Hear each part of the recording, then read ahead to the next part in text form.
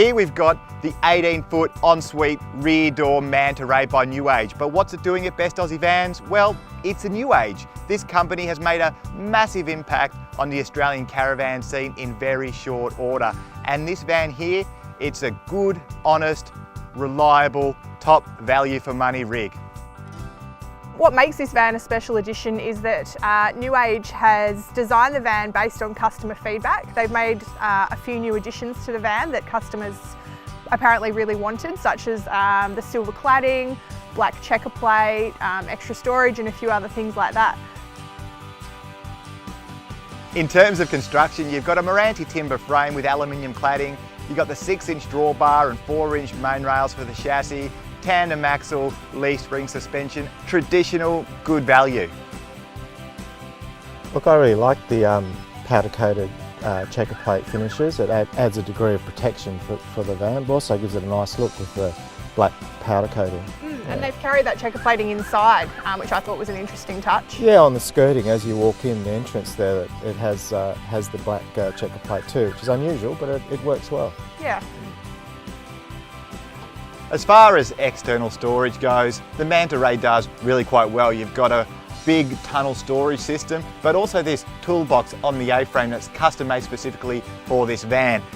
2 9-kilogram gas cylinders sit on one side, and you know what? I reckon you'll be able to squeeze a generator into this one.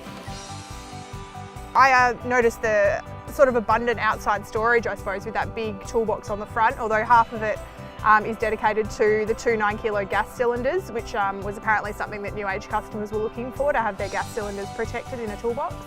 But you've still got the other half of it free for all your big items, and also the tunnel boot, which adds a huge amount of front storage space as well. I also like the large front toolbox on the A-frame, and it's purpose-built for touring on the bitumen, you know, with the leaf spring suspension and the box section chassis. In terms of self-sufficiency, the van's got an 80-litre water tank, it's got a 60-litre water tank too. So look, you can even throw a solar panel on it because it's pre-wired for it. If you wanted to fit a grey water tank, the guys at New Age could do that for you too. New Age obviously think people are going to enjoy the nightlife because the outside of the van is just about covered in lights. Step inside this van and it's a distinctly New Age interior, by which I mean everything fits together really well. You know, precision joinery, great decor. I feel really at home inside a New Age.